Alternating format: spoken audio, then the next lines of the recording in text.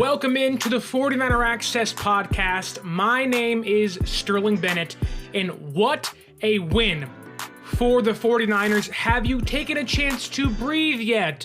Have you gotten off the edge of your seat yet? It's been over 24 hours, and I somehow still need oxygen from the anxiety and the heart-pumping, pounding finish to the Niners vs. Packers game in the Divisional Round, where your San Francisco 49ers, despite maybe one of the ugliest wins in Kyle Shanahan's history as a head coach, get the victory and advance to the NFC Championship game. Thank you for joining us here today. Mick Mallow in the chat, Fluffy Ninja in the chat. We're celebrating, although it isn't a Victory Monday, in this case, we can call it so, a Victory Monday carried over from the Victory Sunday that was following Saturday night's win against the Green Bay Packers. San Francisco advances to 6-4 all-time against the Packers in the playoffs.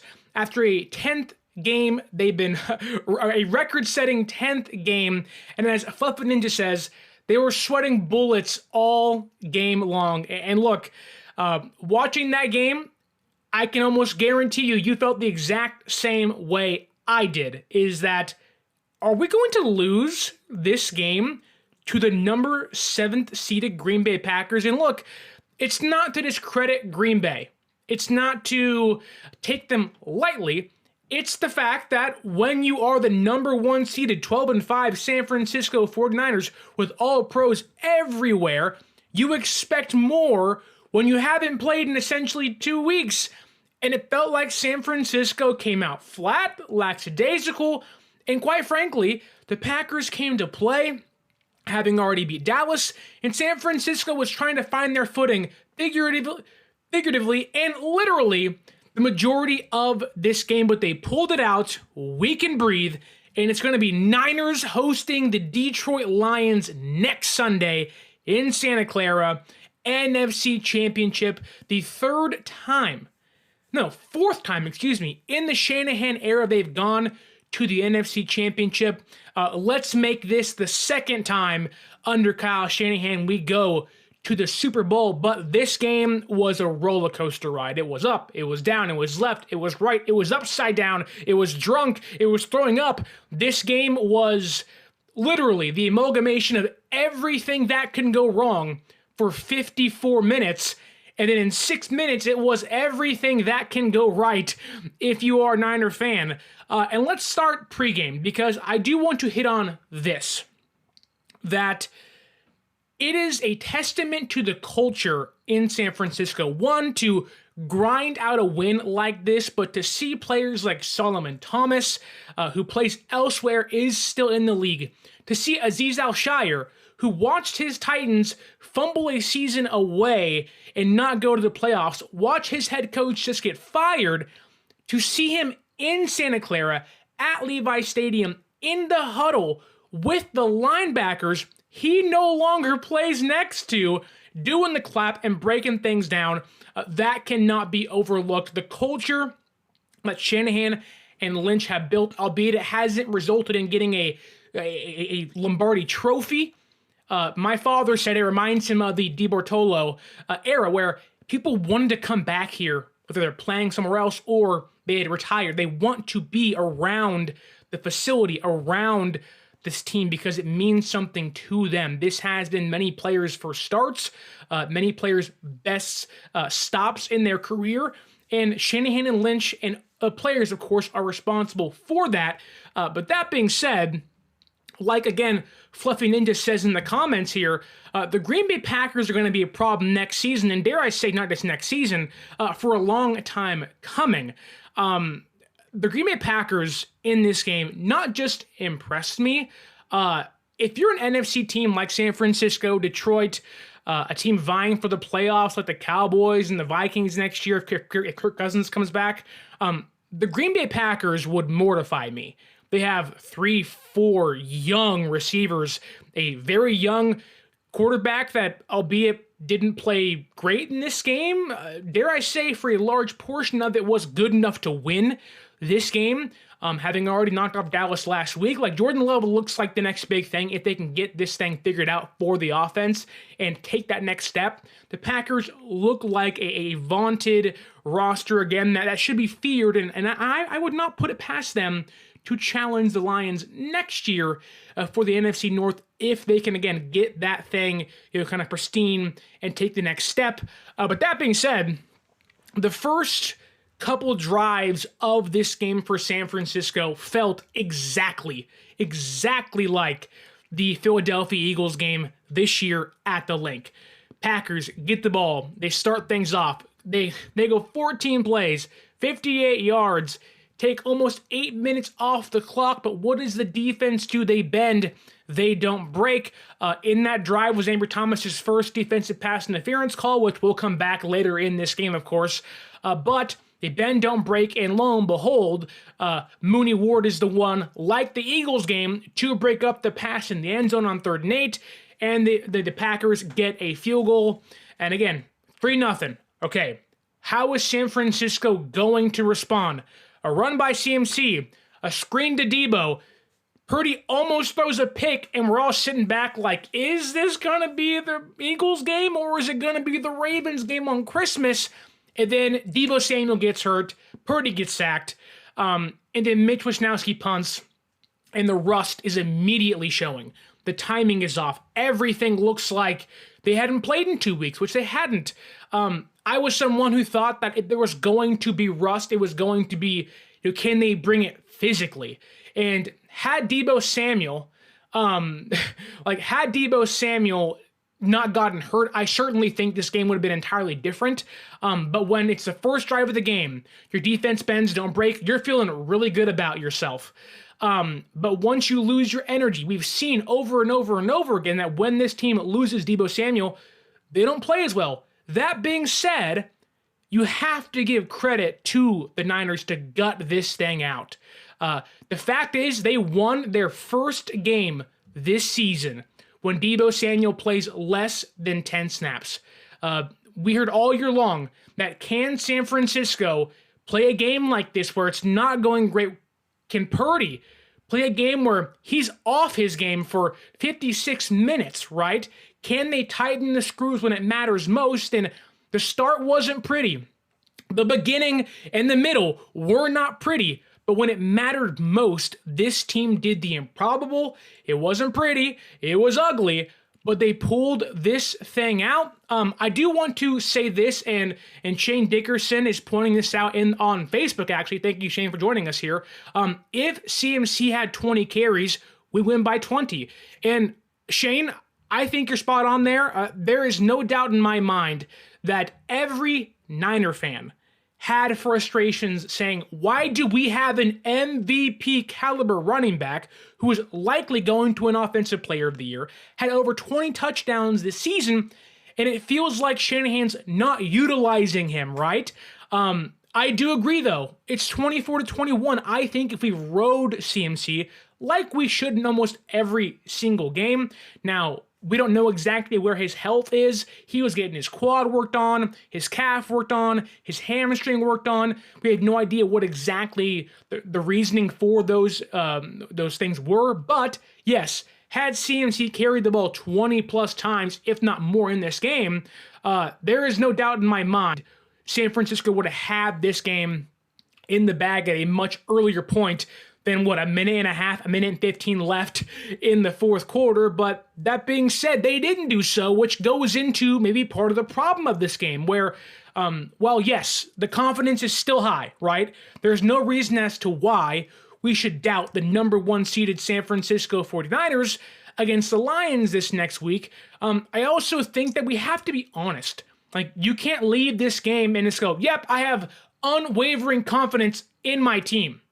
And the question is, okay, like, you don't have to have that, but you have to be realistic here because there are some problems showing, whether it's Ambry Thomas on defense, whether it is just simply Kyle Shanahan not calling his best game when it matters. Now, again, you lose Deebo, your offense gets hindered and hampered here or there, which Shanahan has said in the past, mainly in 2021, that I wasn't in my groove early in the year, which cost us. Now, that was different quarterbacks, no CMC. Like, there's players now that can kind of make up for Shanahan's off games, shall I say. But you have to be honest here that Shanahan was not having a great game. There is no excuse as to why CMC didn't have the ball, 15 to 12, 13 times in the first half alone.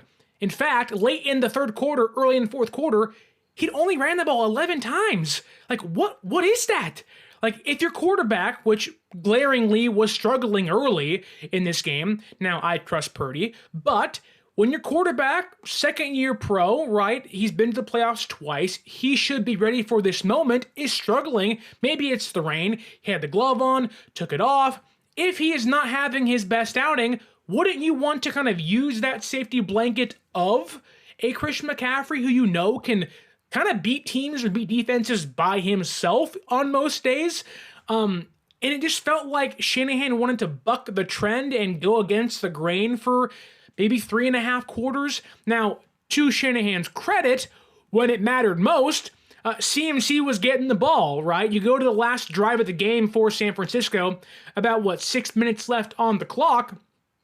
Bootleg to Jennings, run by CMC, check down CMC, run by CMC, and CMC touchdown. Like, they were targeting CMC late in the game when it mattered most, right? But early in the game, and let's again be honest here, if San Francisco plays as bad as they did in the first half against the Lions, you don't want to admit this, but that game could get really ugly. Now, thankfully, again, the defense plays bend, don't break, and you kind of sit back and say, whew, this may have been our mulligan. You don't get these very often, right? How many teams in the playoffs can say, we may have played our worst game of the season and still won, and are still going to the NFC Championship game? Like, we did not play our best ball for 54 minutes and still eked that one out, right? And for San Francisco, you now have that claim. You now have that title of, hey, we didn't play great, but we won.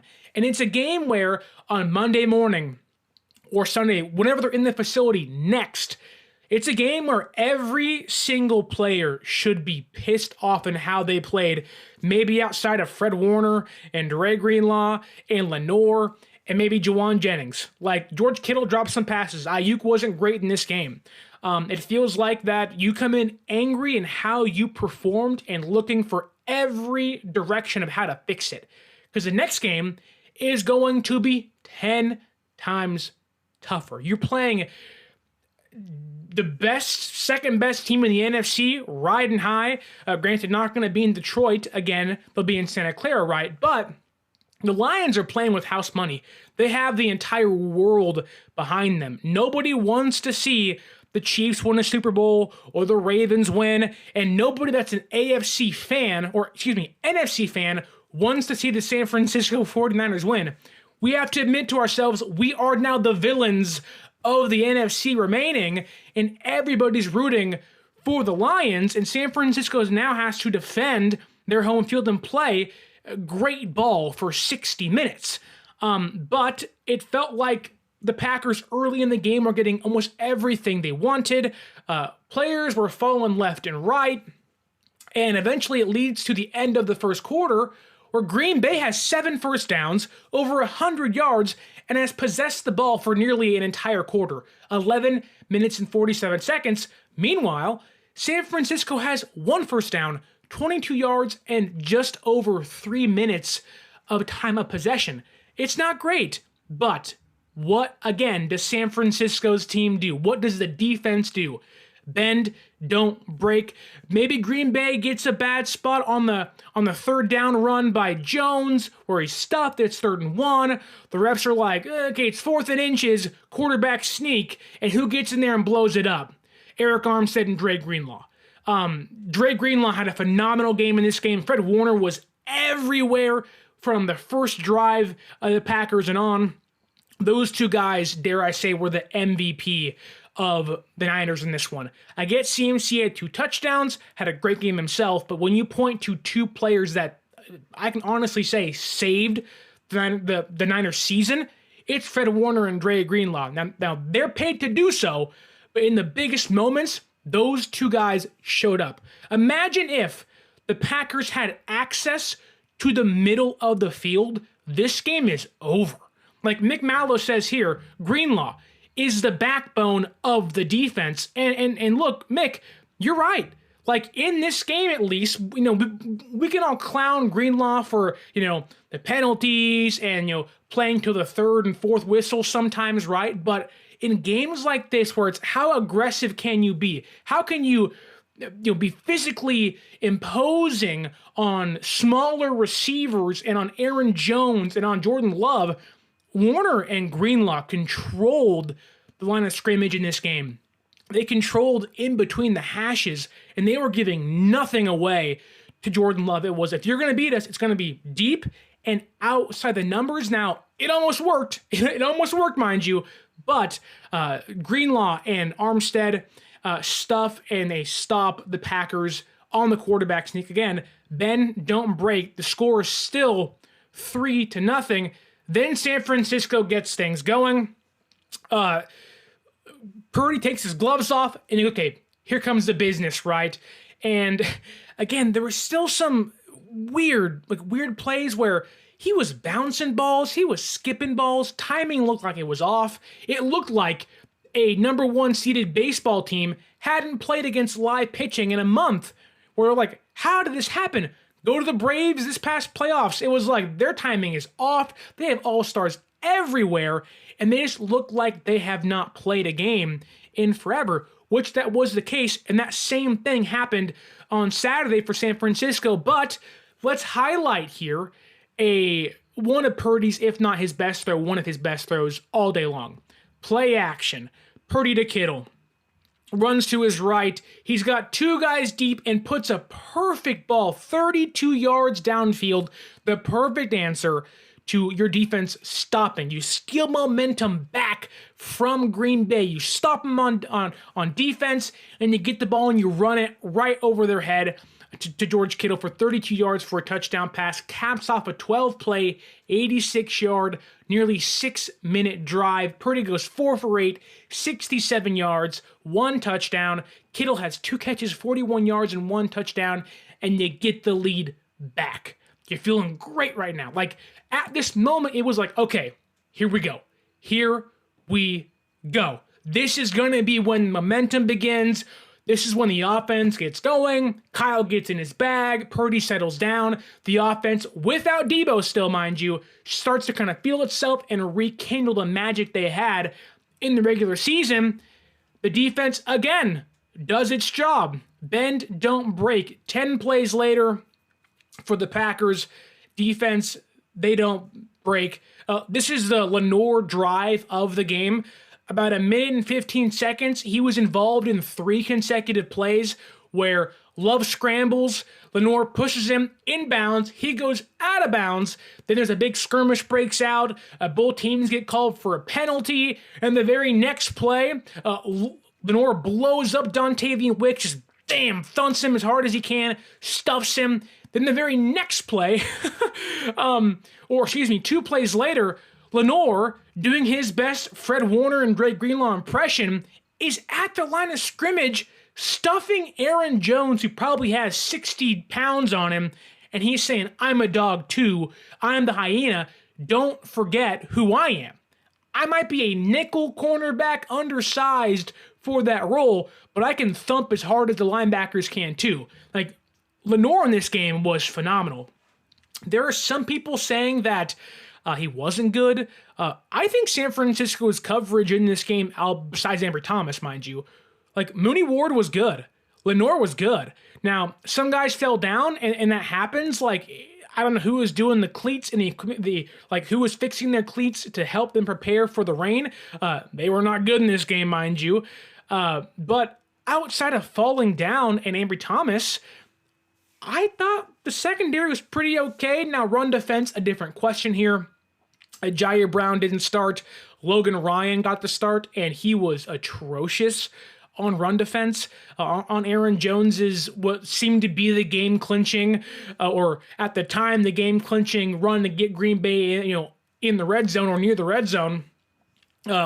Ryan just mistimed his tackle, took out his own guy in the process.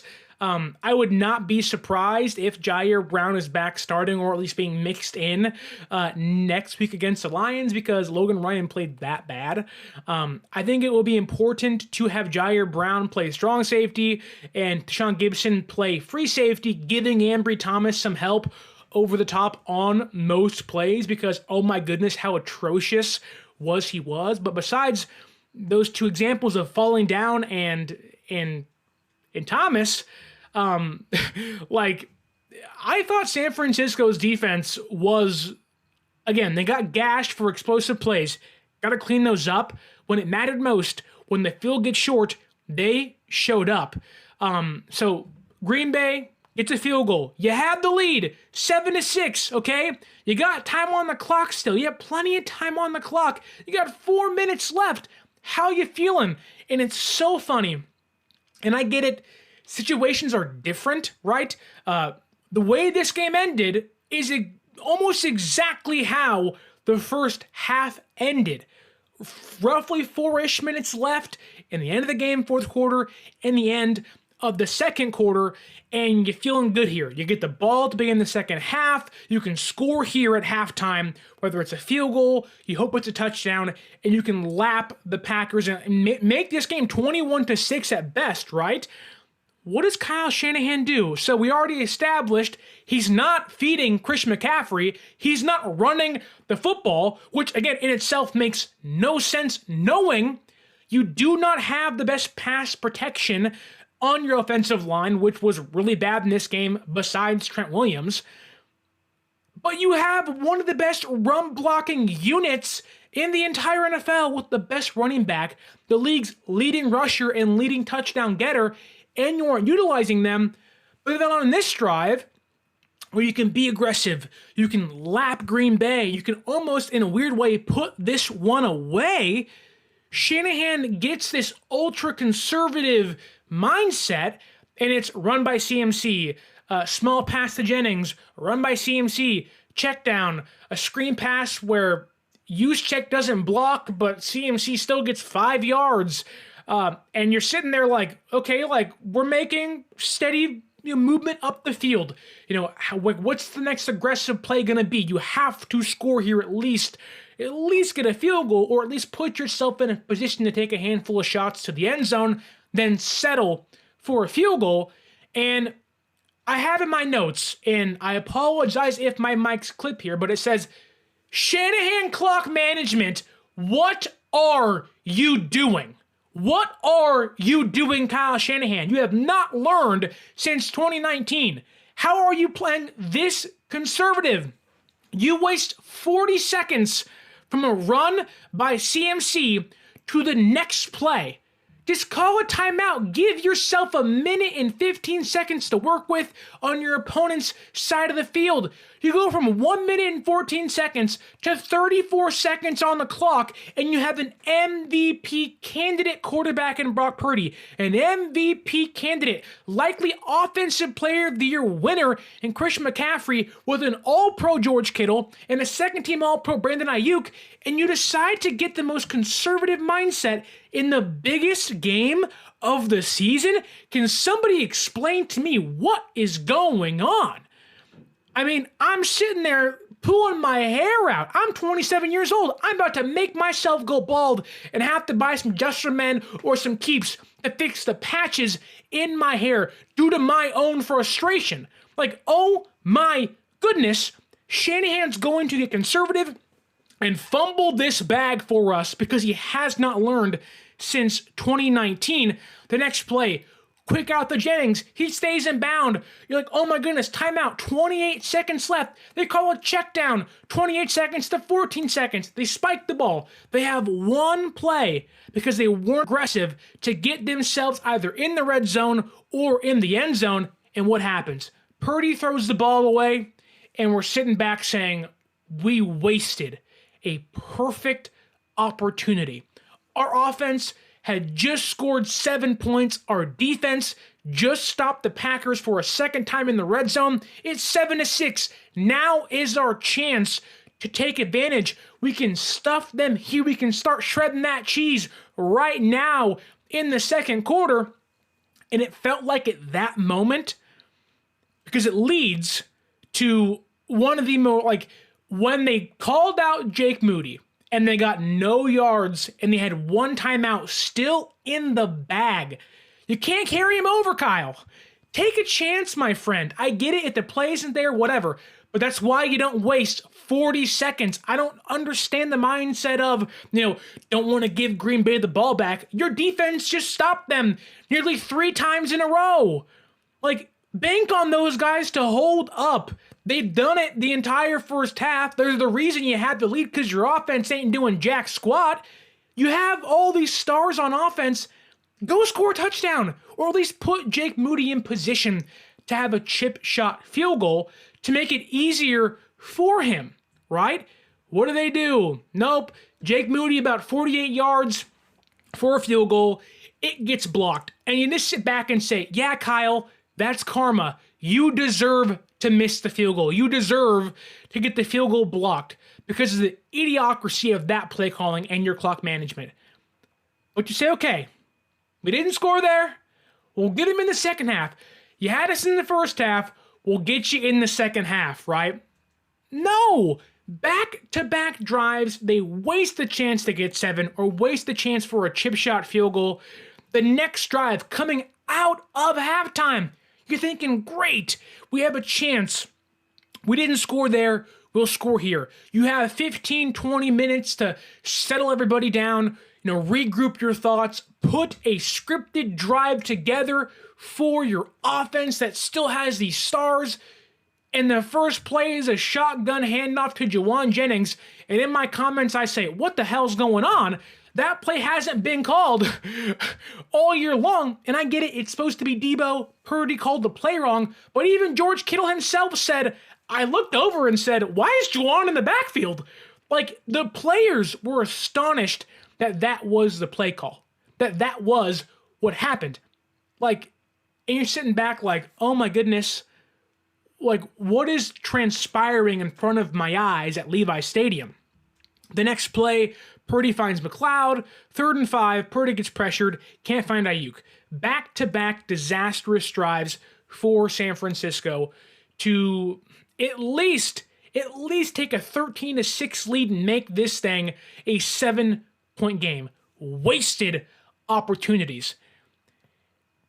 And at this point, my blood pressure is rising. I'm sure yours is too. The anxiety is creeping up like, oh my goodness.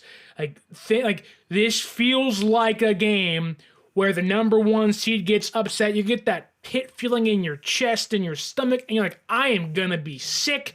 It's early in the second half, mind you, but you just start to feel a little ill.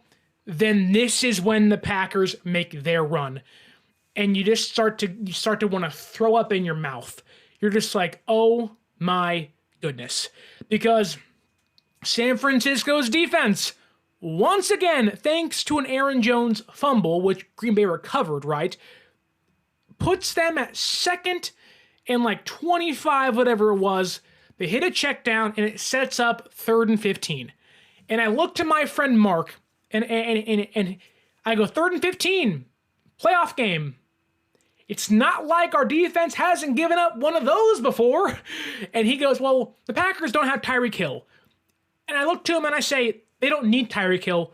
We have Ambry Thomas. Like, that's all the Packers are going to need to win this game. And lo and behold, what happens? And I want to make this abundantly clear.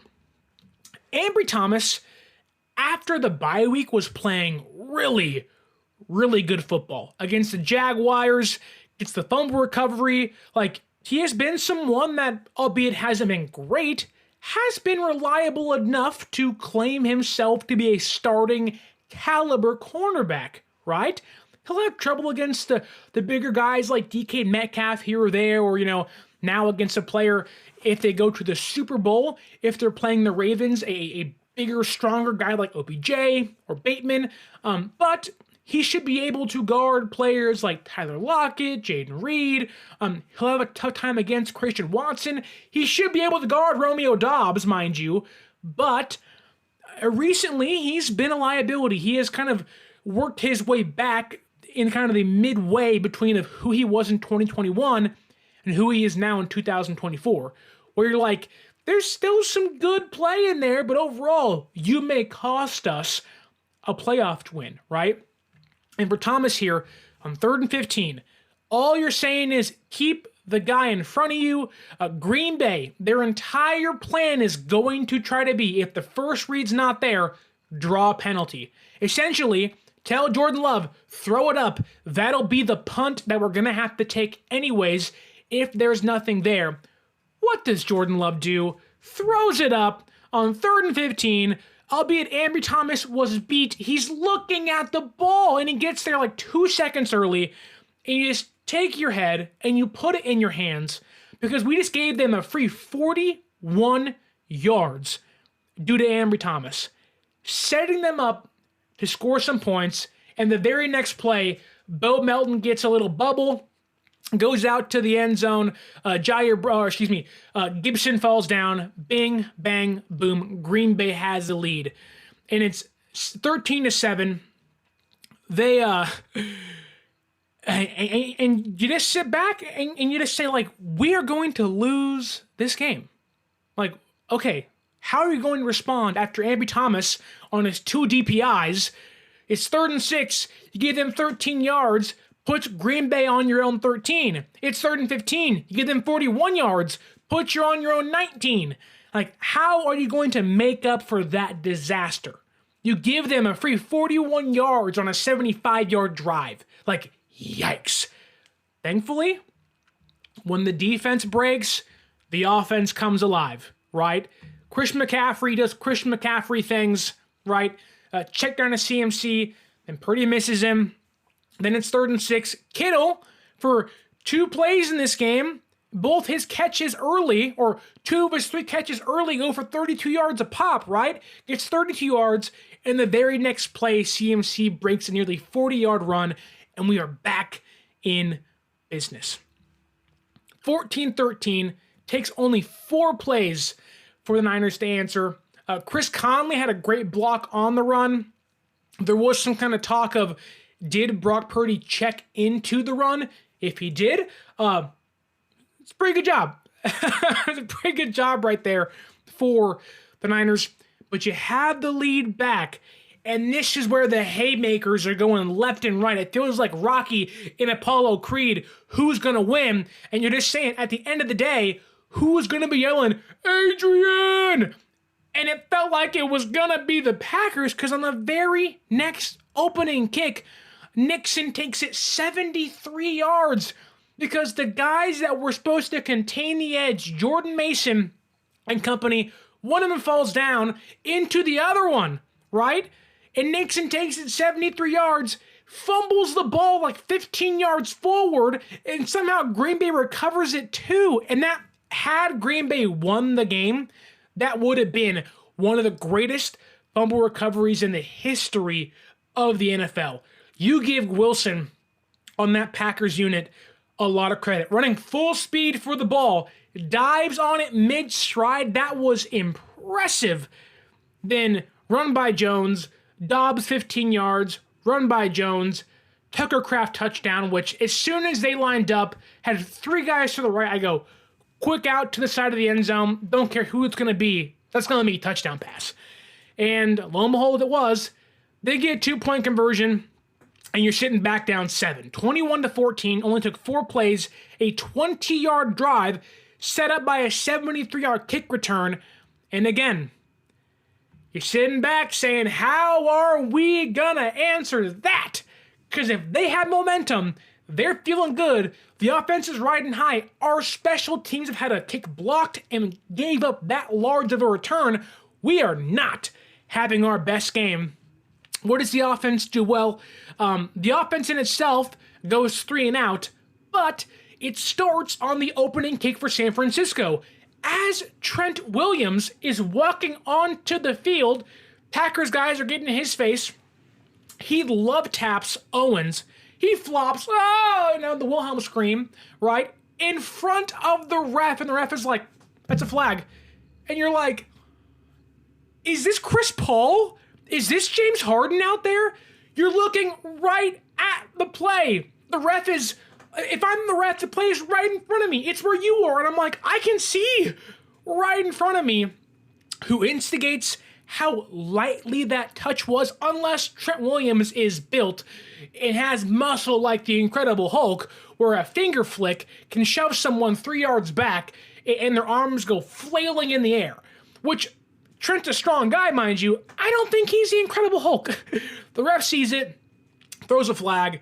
It sets San Francisco back like 10, 15 yards at their own 10-yard line. And you're just like, uh-oh.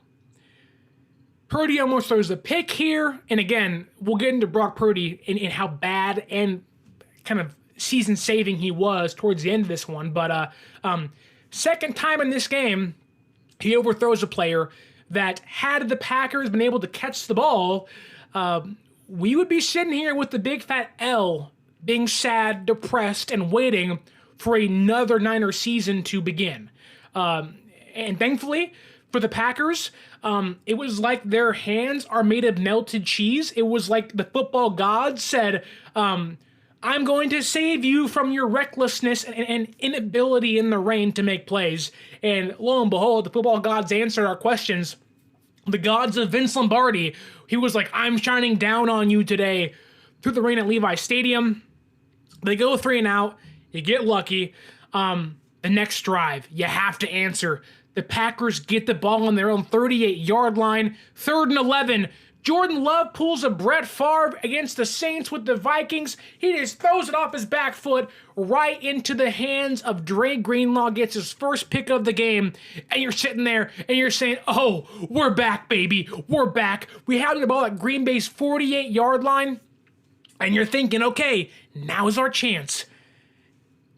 And just like halftime begins with a Jawan Jennings run, I don't know if it was a broken play, which maybe it was the case, but it certainly felt like Shanahan, or maybe there was miscommunication here, that they call a read option for Brock Purdy, which he's not run all year long.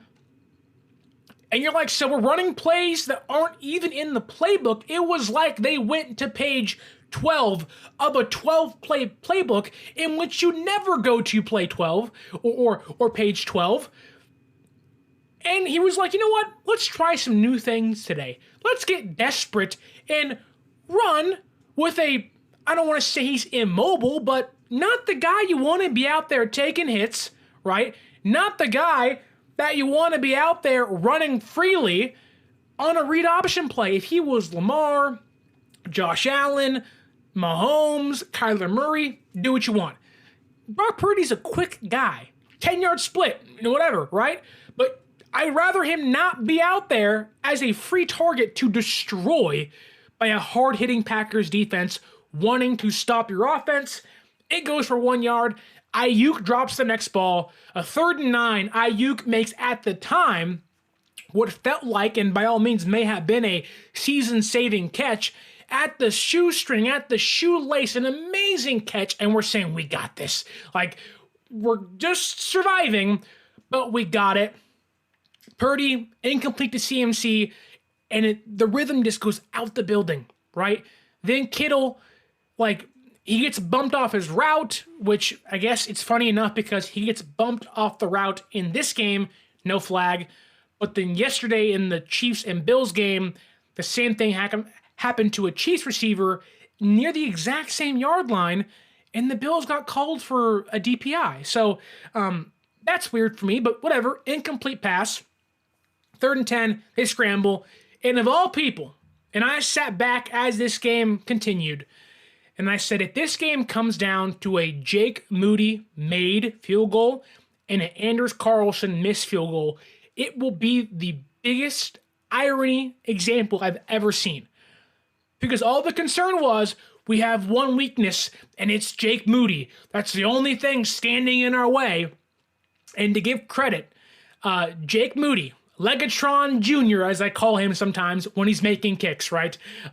Nails a 52-yard field goal and makes this a 4-point game. 21-17, San Francisco. The pressure's mounting. This is it, right? You go 7 plays, 14 yards, 2 minutes and 6 seconds. The offense doesn't look great, but you get the field goal. And here we go. Packers drive, right? Here goes the Packers drive. End around to Reed for 2 yards. Quick out. Ambry Thomas makes a nice tackle. 3rd and 2. Packers get confused. Love incomplete pass. It's a stop. You get the punt. You have to score here. What does the offense do? Literally nothing. They punt the ball. Now, this is the drive in which Jauan Jennings makes that incredible catch. He goes up and you're saying, 3rd and Jauan, baby. That's what we need. That's what we have to have here. Guys that usually aren't making plays coming in clutch in big moments. No Deebo, but we still got ourselves Benny Jennings, 3rd and Jauan out there making exceptional plays when it matters most. And on this exact same drive, San Francisco continues to put themselves in 2nd and long, and 3rd and long, and on 3rd and 10, I think we got one of the biggest examples of Brock Purdy's frustrations in this game. There's been a ton of celebrating this year, very little frustration for this team, but to me, this throw, 3rd and 10, McLeod cuts to the outside, defender falls down. It looked like Purdy was throwing to a spot on the field. McLeod kind of stayed there, then dove for the ball where Purdy was throwing it. And we see Brock Purdy, clear as day, screaming at McLeod saying, "What are you doing?" Then they cut to the sideline. They're chatting it up. They're going over the play again because there's obviously miscommunication, but it does seem like when there's no Deebo, when this team has to rely on guys like Jauan Jennings and McLeod, who are good 3rd and 4th options when you have Deebo and Ayuk on the field, right? But when there's no Deebo, Ayuk's getting double covered, Kittle's getting double covered, and you have to rely on McLeod and Jennings to make set plays. And go back to the Vikings game where Purdy throws that 2nd pick, and it's abundantly clear the timing's off. Purdy is throwing to a spot he knows Ayuk and Deebo would get to. But guys like Jennings and McLeod, who are likely in that 2nd team rep category, are not prepared and don't have the chemistry with him to make those plays, to know where the ball is going to be. And on this play, 3rd and 10, McLeod did not get to that spot. It pisses Purdy off, and Purdy's like, "What are you doing?" They punt. And thankfully, again, Vince Lombardi, the football god, reigns down supreme on San Francisco. The first play, 53-yard run by Aaron Jones. All the talk of, we're going to get Eric Armstead back, and our run defense is going to be fixed. No, this was the first time in 50-plus games San Francisco has given up a 100-yard rusher. Aaron Jones goes 53 yards down the field on a cutback, a pitch to the left, cutback to the right.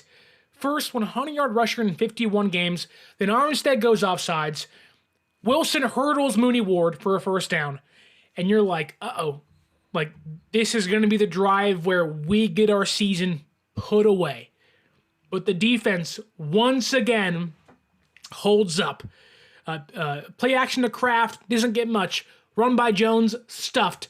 And Steve Wilkes on 3rd and 8, of all the talk of, you blitzing too much against the Vikings, 0 blitz, they get a touchdown at halftime, you get out of the booth, come to the field. He only calls 2 blitzes the entire game, one of them being in the biggest moment where you have to have a win, you have to get a stop, and Steve Wilkes calls a blitz. Love throws an incomplete pass, setting up an Anders Carlson missed field goal. And we're sitting there like, the season is saved. We have a chance. We have an opportunity to pull this thing out. I'm on Twitter. I'm on X going freaking nuts. Like, here we go. Here we go. We're going to steal this game. It's 27-17. You have to get a win. They go bootleg to Jennings. Run by CMC. 3rd and 1. Quarterback sneak. Check down to CMC, then boom, on 2nd and 5, Kittle drops the ball. And you're like, uh-oh. This this is going to be 3rd and 5 here. This is a 2-down territory, but you have to have the game. 3rd and 5. Purdy hits an amazing slant on Ayuk, has an amazing catch diving for the ball. The defender's hand probably saves the season because it gets under the ball, stopping a drop from Ayuk. The Packers are helping San Francisco. The next play, Purdy hits a post route to Chris Conley of all people to save the season. It's a massive big-time throw, then boom, hits Kittle. Then boom, hits CMC on a run. Then a swing pass to CMC. Doesn't get out of bounds, but it helps San Francisco.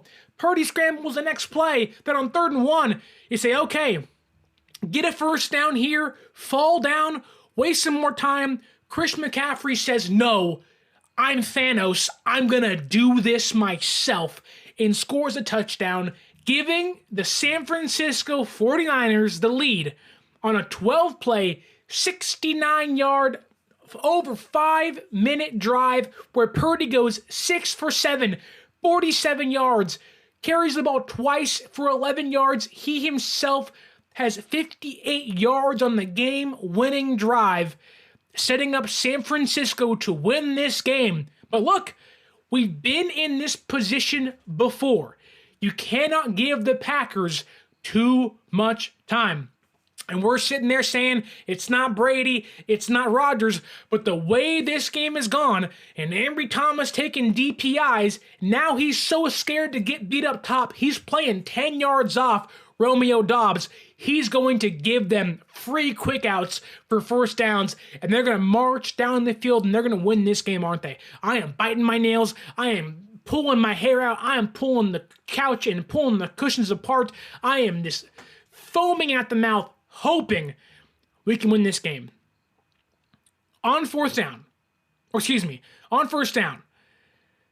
they're marching. There's 51 seconds left. Green Bay's marching, and Jordan Love gets pressured, throws a pick right to Dre Greenlaw, sealing a victory. We're all yelling, get down, get down, get down. But at this point, it doesn't matter. We know we have secured a victory. We have escaped defeat. We have escaped what seemed like the inevitable, and we have finally been able to relax for the first time in nearly 59 minutes. This was a gutted out, we need everybody.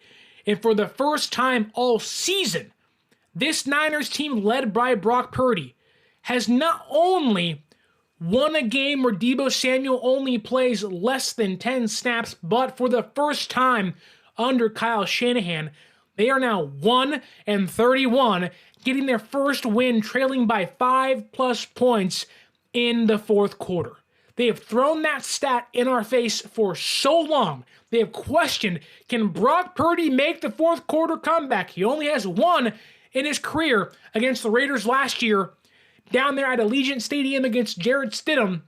But in the biggest stage so far this year against the Green Bay Packers at home where nothing is going your way, Brock Purdy nuts the frick up and leads this offense down for a touchdown. And you sit back and you just say, this game feels like one you're going to tell your kids. Remember when we almost lost in the first round against the Packers and somehow found a way to win? That pushed us to be able to go out there and potentially win a Super Bowl. This feels like one of those games. Now, look, I'm 27 years old. I have never seen my Niners win a freaking Super Bowl. But this feels like one of those games, kind of like the catch game, where Montana throws 3 picks and they find a way to win. Now, I'm not comparing Montana to Purdy, not doing that. Just saying, great teams, elite teams, find a way to win when everything seems lost. How many times did we see Brady do this? How many times do we see Mahomes do this? It might look different. It might look a lot different. But all that matters is you win the game. A win is a win. There's a lot to be worried about, a lot to complain about, right? But the fact of the matter is, you win the game, you survive, you give your team another chance to go out there and beat the Lions next Sunday. And again, show the world that, hey, we are one of the elite teams in football. Don't forget, because we played one off game, that we weren't 12-5 this year and had the NFC wrapped up come week 17. Don't forget that. And there's no rain in the forecast for this weekend. You give me a dry field with Brock Purdy. It looks like Deebo Samuel's 50-50 if he's going to play. Got hurt in this game, but it looks like, as reports would say, there is no fracture in his shoulder. And it seems like if all goes well, he'll be a game-time decision. Now, Kyle Shanahan should talk later this evening. We'll see indeed what he does. But as of this moment, it seems like Deebo Samuel is going to be okay. And look, it's Deebo. I have a hard time thinking he's going to let a shoulder non-fracture stop him from playing in a playoff game against Chauncey Gardner-Johnson, which they got some beef. So I would expect him to play. But that being said, even though San Francisco has won this game, even though, Brock Purdy was darn near perfect on the end of the drive, last game-winning drive of the game for San Francisco, it feels like the bag is so mixed, which I get it, right? He was not good in this game. Brock Purdy was not good in this game. When you point to almost 2 picks, the timing was off. It looked like that he just didn't have it, whether it was the rain or his smaller frame. Like, there is some credence to the idea that a smaller guy with smaller hands is going to have a tougher time playing in the elements, snow, rain, sleet, whatever it is, and Brock Purdy has seemingly found himself in that position 2 times in the last 3 games he's played, with the outlier being against Washington. Now again, I have not lost faith in Brock Purdy by any means, although it does seem like at some point in this game, we were all sitting back like, you lose this game, we might need to have a conversation about Brock Purdy, but that all seemed to be, for naught, because what does he do? He does what Jordan Love couldn't do. Jordan Love had every opportunity to put this game away. Every opportunity. The final 18 minutes and 43 seconds of this game, from the Packers' final drive of the third quarter, after a Niners punt, Jordan Love went just 6 for 11, 30 yards, and 2 interceptions. Meanwhile, Brock Purdy, back against the wall, need 1 drive to win, goes 6 for 7, 47 yards, 2 carries, 11 yards on the ground, and leads his team to a game-winning touchdown drive. That's what separates experience from non-experience, and that's what also makes Brock Purdy so special. In a game where the bigger-bodied guy, maybe the better arm talent should be able to put that game away, Brock Purdy said, look, I'm going to outbest you in the elements. I'm going to put together a perfect drive to secure a win.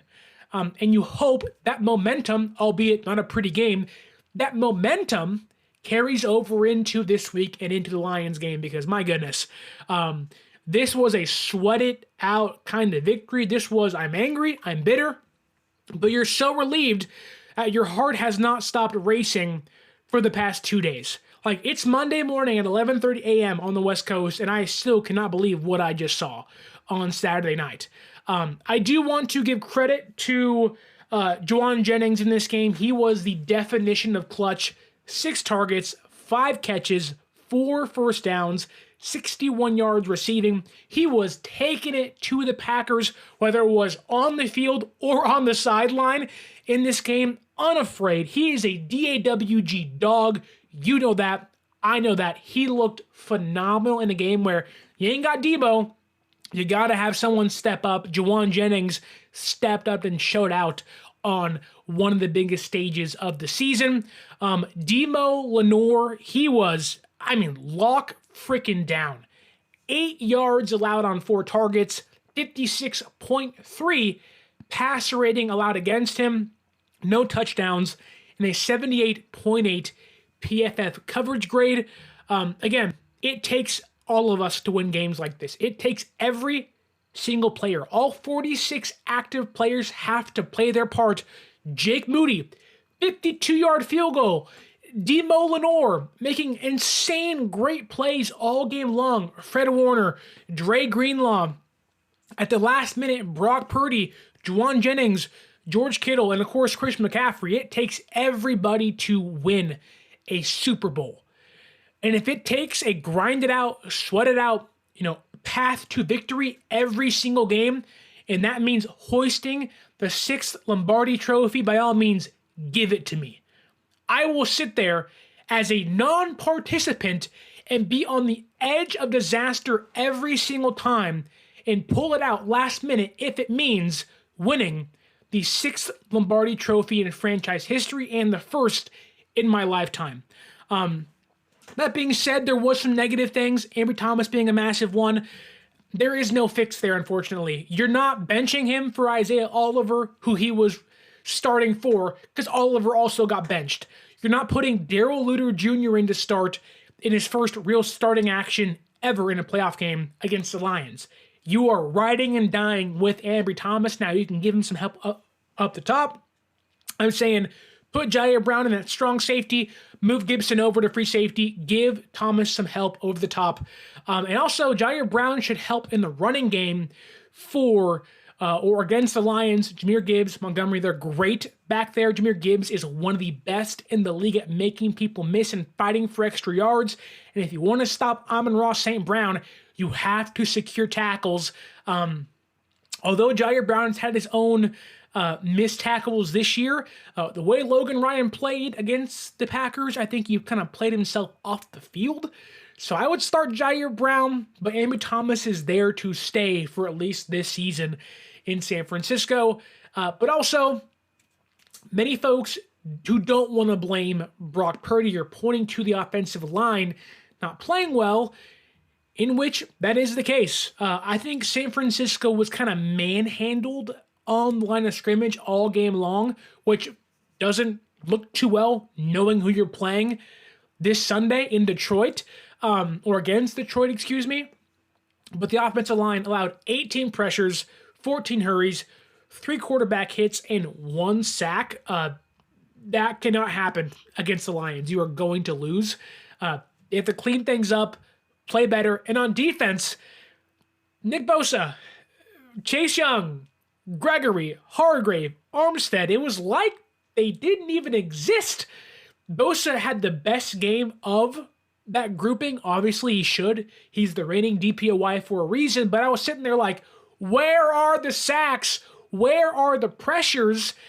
And I get it, Jordan Love is a little more mobile than Jared Goff, but my goodness, you have to force players like that off and out of the pocket.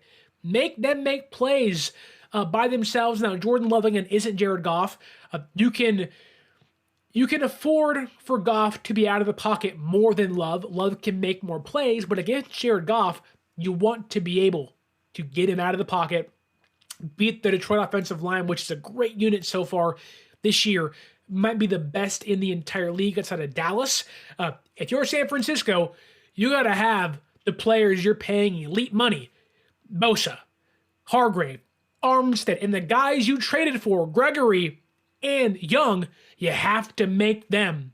You have to ingrain in them, hey, you have to come to play. We are not going to survive against a really, really good Detroit team. But that being said, folks, Shanahan, scary. Purdy wasn't great. Brandon Ayuk was kind of invisible for a half, if not 3/4 of this game. But you got the win.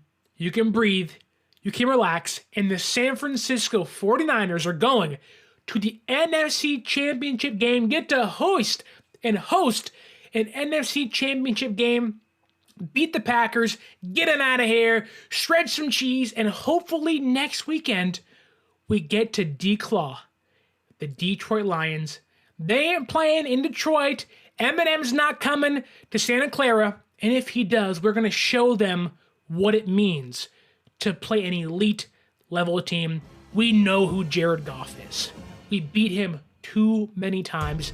Let's regroup and rekindle that magic and bring our A game this Sunday. But for right now, We escaped the Green Bay Packers. Whew. Everything's okay. It's a victory Sunday, Monday, Tuesday, Wednesday. Then once Thursday hit, our eyes are towards the Detroit Lions. Celebrate now. Hopefully on Sunday, we're celebrating later as well. But look, thank you for watching. Thank you for listening. I hope you enjoyed not just the show, but also the heart-wrenching, gutted-out win it was against the Packers this past weekend. And look, if you want to follow along with the games with myself, follow us on social media. X or Twitter is 49ers_access. The Instagram is 49ers.access. Live game time updates all week long. Is Deebo Samuel going to play? You'll find out first on those platforms. If you want to go to this game this weekend, use our promo code 49ersaccess. 49 ERSACCESS at SeatGeek.com and save yourself $20 off your first purchase. For Mick, for Rick, for people like Melvin McGee and Fluffy Ninja and Shane Dickerson, thank you for joining us in the comments. You guys are the best. Hope you have a wonderful week after shredding some cheese this past Saturday. My name is Sterling Bennett. Stay tuned for the preview show of Niners vs. Lions in the NFC Championship game with the chance to play either the Chiefs or the Ravens, the two teams that beat us the last two times we were in the Super Bowl. Can we beat the Lions and get some much needed and wanted revenge? Stay tuned for that. And until next time, stay faithful.